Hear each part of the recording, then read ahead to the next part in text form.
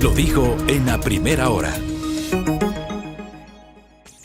Muy bien, 15 horas con 6 minutos acá en Qatar, 7 de la mañana con 6 minutos, diferencia horaria de 8 horas, de 8 horas de Qatar respecto de Ecuador. Bueno, decía, ¿no? Me tomé los minutos del comentario para hablar obviamente de la política, que no podemos abstraernos de la realidad nacional, pero hablemos de lo que decían, ¿no? Lo que se decía, lo más importante de lo menos importante, pero es esto que nos apasiona, que es el fútbol. Acá en Qatar tuvimos la suerte junto a la suerte de la profesión, ¿no? Junto a Eli Pazmiño y a Paul López Encalada de estar presentes en el estadio Al Bayat, donde Ecuador ayer logró una victoria histórica.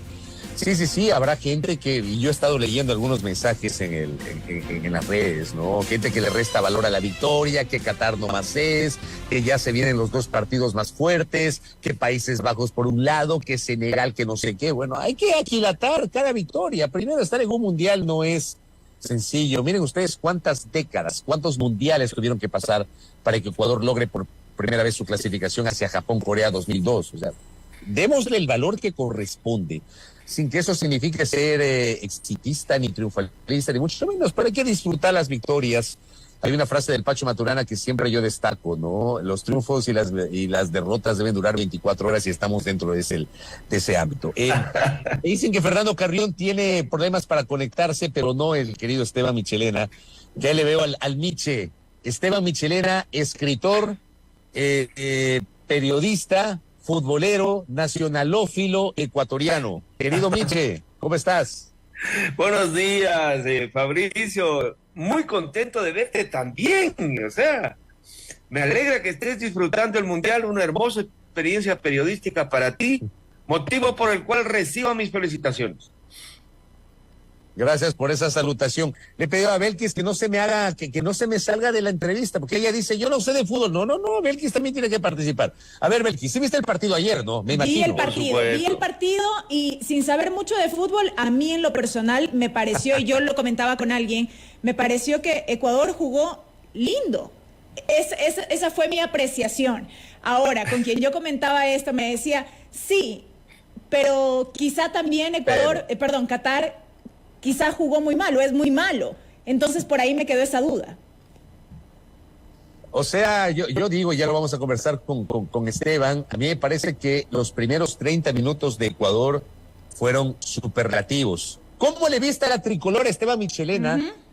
A ver, es no solamente el rival, era el debut, el debut de Ecuador, el inicio del Mundial, frente al anfitrión, y luego de que venía la selección con unos partidos de preparación de los cuales ni siquiera había marcado, 5 goles donde no había marcado goles, y Ener Valencia muy discutido. Ayer todo el mundo amaba a Ener, ya, pero antes del partido de ayer todo el mundo decía, no, a Ener no lo pongan, que por qué Ener, por qué no Leo Campana, etcétera. Esteban, ¿cómo le viste a la tri? A ver, yo le vi muy bien, un desempeño. Y yo creo que ayer le alcanzó con un desempeño al 80% de la selección, le alcanzó. Pero sin embargo, tú ves que ese grupo de panteritas la tiene muy clara qué hacer, cuándo, es decir, corren el modelo que en virtud a su credibilidad y ascendencia del profe Alfaro, los chicos lo replican en partidos como ayer con un nivel superlativo, definitivamente, Fabricio. Belkis. Sí, yo quiero ratificarme un poco en lo que decía y comentaba al inicio. Si bien Ecuador jugó bien, su desempeño fue bueno el día de ayer, creo que esa es la sensación que nos dejó a todos. ¿Qué decir del desempeño de Qatar? Yo no tenía muchas expectativas quizá de este partido porque en lo personal no conocía el juego de Qatar. ¿Cómo se vio el juego de Qatar? Fabricio, a ver, yo creo que ahí la dama tiene toda la razón, es decir, te encuentras con una selección ecuatoriana, una orquesta muy afinada, con unas personas, unos chicos muy comprometidos con su técnico, muy comprometidos entre ellos. Pero al frente tienes un rival que nunca logró evidenciar un mínimo de estrategia, un mínimo de cómo hacerlo, cómo pararse.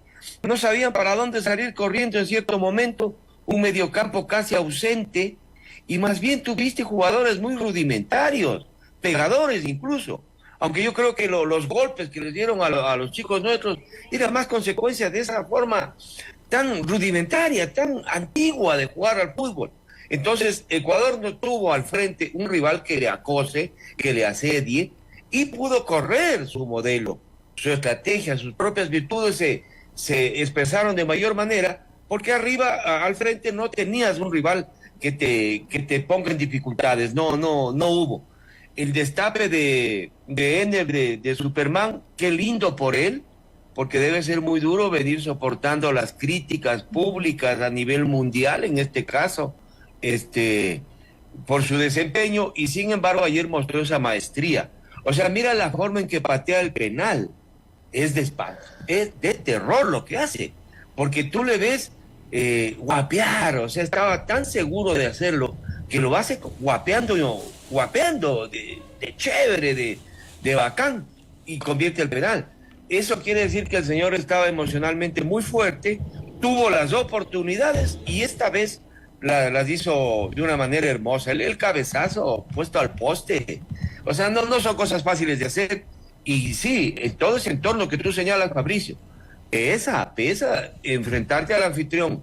Pesó el ruido mal hecho que le hicieron de eso de que habían sobornado a los chicos. O sea, no, pues imposible de que a un chico que le sobornan diga, sí, a mí me sobornaron. O sea, cosas, ruidos que hizo este señor, que era un activista anti-Qatar y que aprovechó la circunstancia para hacerle el agua al lodo, Fabricio. Ahora, vamos más allá del tema futbolístico, Esteban, y hablemos del entorno mismo. ¿Cómo nos ayuda a los ecuatorianos esta victoria? Yo sigo pensando que Ecuador, que la tricolor, probablemente es el último resquicio de unidad que tenemos. Incluso pese a eso, también hay evidentemente factores sobre los cuales hay discusiones, ¿no? Pero creo que cuando la Tri está bien, cuando logra una victoria, cuando tiene una buena participación en eliminatorias, mundialista, termina siendo un elemento diferenciador, un elemento de unidad. ¿Cómo ves tú justamente ese entorno? Luego del partido de ayer, los festejos, la euforia, esta bocanada de aire fresco en medio de tanta situación compleja, la inseguridad, la pobreza, el desempleo, la falta de oportunidades. Sí, alguien me va a decir, y es verdad, que con las victorias futbolísticas no se soluciona eso. Así es, no solucionas los problemas sociales, pero te ayuda por lo menos a despejar un poco la mente, Esteban Michelena. Totalmente de acuerdo, suscribo sus palabras, Fabricio. La selección, la Tri, es el último patrimonio emocional que le queda a una nación asaltada y vapuleada, una nación humillada, una nación donde los chicos no pueden ir a la U, donde las personas, yo en mi barrio salgo siempre, camino y veo cómo van quebrando los negocios, Fabricio, cómo van cerrando la tiendita que se puso con tanto entusiasmo el vecino Pepe, a los 2-3 meses cierran. El comedor que se puso tu primo, a los 2-3 meses cierran. ¿Dónde está ese dinero que tenía que estar en la calle? Está bien, no está favoreciendo nuestras vidas. El desánimo que eso, la frustración que eso te va generando.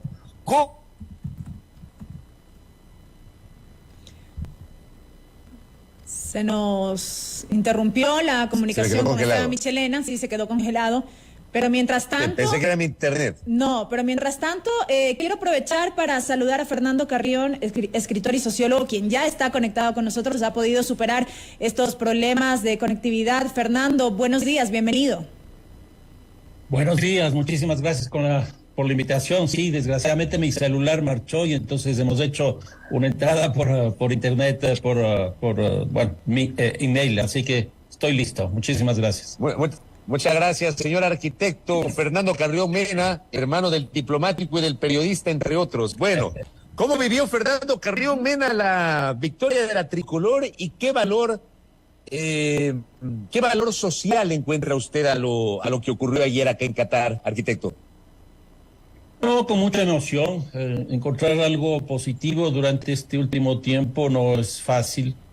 Creo que hay dos ángulos que podríamos analizar esto. Por un lado, la cuestión estrictamente deportiva, que No hay que olvidarse que hemos estado saliendo de una crisis con dos entrenadores muy complejos, uno Borillo Gómez y otro Johan Cruyff, hijo de Johan Cruyff, que no logró ni siquiera venir al Ecuador a hacer un entrenamiento, y llega Alfaro y nos produce esta alegría de primero clasificar y lo de ayer. Y bueno, obviamente el fútbol, como dice un antropólogo francés, Marc Augé, el fútbol es una actividad total, y entonces esto nos impacta en la política, en la cultura, en la sociedad, en la economía, etcétera. Y creo que estamos viviendo eso este rato, sobre todo porque el fútbol es de resultados, el fútbol es de éxito. Y hoy día tenemos un éxito sin precedentes, nada más ni nada menos que hemos roto un hecho histórico de que por primera vez el equipo local de un mundial no gana el partido inaugural, que no es poca cosa. Así que no, contento por el fútbol y contento por lo que el fútbol implica en las otras dimensiones. ¿Y qué decir, Fernando, del desempeño de Ener Valencia, quien creo yo se convirtió, digamos, en la figura del partido? Venía de una no tan buena racha en las eliminatorias y ayer vimos a un Ener Valencia como quizá ya estábamos acostumbrados a verlo. Sí, yo creo que hemos sido muy injustos con él. Él es el goleador histórico, llega a este mundial, llega como goleador histórico de la selección y ahora rompe también un récord de ser el goleador de las participaciones en los mundiales. No es poca cosa, y creo que además no solo que metió 2 goles, sino que yo creo que metió 3 goles, sino que el primero me parece a mí que fue injustamente sancionado su negativa, con lo cual Lenners hubiera tenido el primer hat-trick de este torneo y sería un jugador ya excepcional, como de hecho me parece que lo está teniendo en cuenta pues todo el mundo del fútbol. Pero, por ejemplo, Alfaro, Fernando, Esteban, Belkis, amigos y amigas, Alfaro decía en la conferencia de prensa posterior, ¿no? Ironizaba sobre el uso del VAR. Decía, ahora, si tiene la uña un poquito más larga, resulta que es VAR. Me parece que es tan fina, pero tan fina la posición adelantada, entre comillas, que termina siendo un offside tecnológico, arquitecto. A ver, antes de que haya el VAR, ¿qué es lo que se decía? Frente a la duda, hay que darle la posibilidad al gol, hay que darle la posibilidad al resultado positivo. Pues ahora ya no hay duda, entre comillas, y entonces es una uña. Y además me parece que el manejo que hicieron del VAR para presentarnos en el Mundial, pues al mundo entero, se demoró más tiempo de lo que debía, y eso trae suspicacias, porque incluso lo que se hace es trazar la línea como generalmente ocurre y aparece un dibujo, no aparece la jugada real. A mí me da mucho que pensar eso, y como digo, por una uña, pues que eso se modifique, a mí me parece que es de una injusticia total. Y además, yo diría una cosa adicional: el arbitraje no fue ninguna maravilla, y me parece que también estuvo muy cargado hacia el local. Coincide con eso, Esteban, Michelena, sobre el arbitraje, sobre el uso del VAR, que es este entorno que también está jugando al fútbol. Yo esperé mejor desempeño del árbitro. No era un muchacho, era un señor con mucha experiencia, y de pronto se le vio como desbordado, se le vio desconcentrado, como que se le iba de las manos un partido que no fue difícil, porque fue un juego donde hubo una homogeneidad, un ejercicio permanente de superioridad del equipo ecuatoriano. Ahora, lo que tú apuntabas, Fabricio, socialmente eso es lo más importante. Este nirvana que te digo, esta fantasía. Ahorita me escribe Limber Valencia, un excepcional músico esmeraldeño que trabaja aquí en Quito, y me dice que es la primera conquista grande de una generación de jóvenes. 15 son esmeraldeños. Sin embargo, Esmeralda sigue absolutamente botada de la mano de Dios y de todos los gobiernos. Es decir, en Esmeralda, si a un niñito, a un chiquitito, no le convoca el Independiente, el Barça, la Liga, lo que sea, le convoca la mafia y los deja y los coopta y los tiene y los vuelve realmente unos monstruos ¿Qué es lo que está pasando ahora? ¿Cómo te explicas que en Esmeraldas no puedas sacar tu tele a ver el fútbol afuera, como es la costumbre en el portal? Porque puede ser que viene una moto y te tira una ráfaga de plomo. Hay que recordar que de allí son estos jovencitos, que vienen, hermano, el Platita, todos ellos, superando unas carencias, el odio implícito que tiene el ser excluido, no existes para tu nación, eres una etnia que le declararon nula, cuando en Quito la primera universidad, San Alfonsino, es en el 1636, en Esmeraldas la primera universidad es del 1970, doctor Vela. Arquitecto Carrión, esa era una pregunta de cajón que les iba a hacer a los dos y ya se adelantó Esteban justamente haciendo esta referencia, porque mucho se hablaba ayer en redes sobre, y no sé si podemos hacer esta comparación respecto de otras selecciones nacionales en donde ha habido un componente de esmeraldeños, pero también de imbabureños, ya de nuestros afros del Valle del Chota. Creo que hoy la mayoría son esmeraldeños y hay este elemento de que Esmeraldas hoy está atravesando una situación de seguridad muy compleja, marcada además por una pobreza histórica, por una exclusión histórica, por la falta de oportunidades, etcétera. Arquitecto Carrión, usted que maneja los temas de seguridad. Sí, bueno, uno podría hacer aquí dos lecturas. Una, la que hizo Esteban, que es de carácter territorial, es decir, el origen territorial de los jugadores. Yo no había caído en cuenta esto de que son 15 de 26. Eso significa que más del 50% de los futbolistas provienen de Esmeraldas.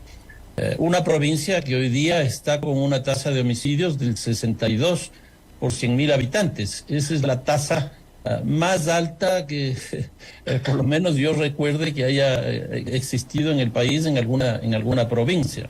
Eso le convierte en una de las ciudades más violentas del mundo. Porque Guayaquil está dentro de las 50 con 37 homicidios. Pero esto es prácticamente el doble de 62. Entonces, ahí hay un problema. Y el fútbol tiene una ventaja, que justamente concentra a la gente para que no se vaya por otros caminos. Entonces, yo creo que ahí hay que trabajar. Ahora, la otra cosa que habría que hacer, no solo el corte territorial que señala Esteban, sino también el corte, llamémoslo así, étnico. Entonces, yo creo que ya no son 15%, no he hecho el número, voy a hacer justamente hoy día, pero probablemente son 20 los afrodescendientes. Y esto hay que hacer dos cosas interesantes. Una es agradecerle a Dusan Draskovic, que a mí me parece que él fue el que introdujo en el mundo del fútbol ecuatoriano la presencia de los afrodescendientes a fines del siglo pasado. 88 me parece, ¿no? De cara para el proceso eliminatorio de Italia 90. Y todavía no jugábamos en grupos, no el todos contra todos en Sudamérica, sino en grupos. Y me parece que nos tocaba, si la memoria no me es infiel, con Colombia y con Bolivia, me parece. Y una cosa adicional, Fabricio, eran solo 16 equipos que clasificaban a los mundiales. A partir del 98 esto cambia y son 32. Entonces ahí se da la posibilidad también de que nosotros clasifiquemos. Entonces Dusan hace esa gran revolución y yo estoy comparando con la revolución que me parece que está haciendo ahora Gustavo Alfaro, porque ya el contenido social, étnico social ya está incorporado, pero lo que acaba de hacer Gustavo Alfaro es un cambio generacional. Nosotros somos la tercera selección más joven que está participando en este mundial y hemos bajado 3 años del promedio que tuvimos en la última. Esa cosa es muy importante. Entonces, uno, el corte que hace Esteban en términos territoriales a mí me parece muy válido, porque ahí vamos a darnos cuenta, como ya nos estamos dando cuenta, cuáles son las provincias que más aporte hacen. Y las que más aporte hacen son las que menos fútbol profesional tiene, una paradoja. Y la segunda cuestión es el tema étnico. Yo creo que serán 20 de 26, porque por ejemplo el partido de ayer, básicamente el arquero, que es de origen argentino, e Hincapié, el resto eran afrodescendientes. Entonces yo creo que aquí hay hechos sociales muy interesantes, como por ejemplo decir que estamos representados por las minorías, las mayorías estamos representadas por las minorías.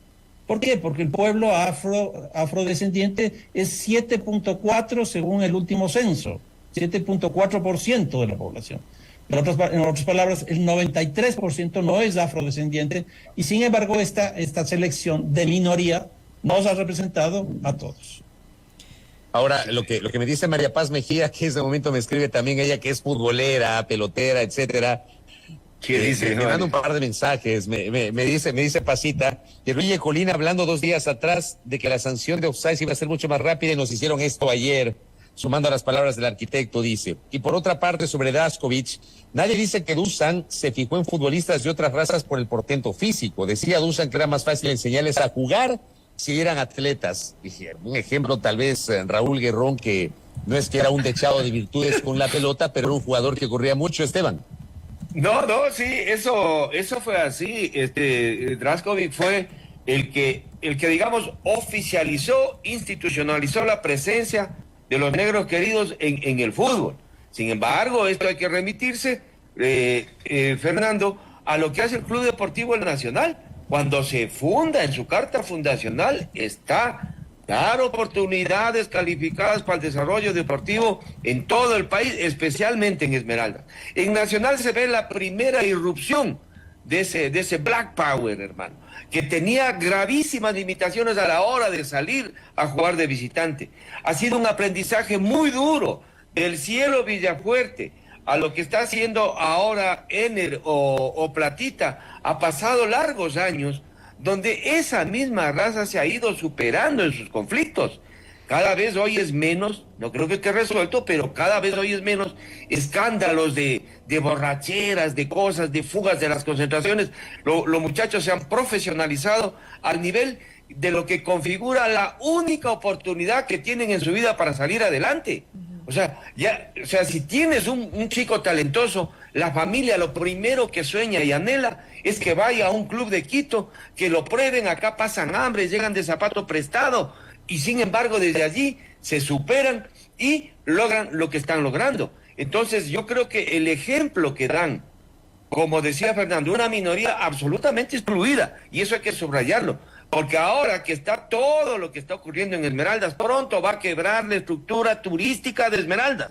Verán nomás, Fabricio, va a quebrar y va a haber nuevas migraciones. Ya les envenenaron los ríos, con la minería les envenenaron los ríos.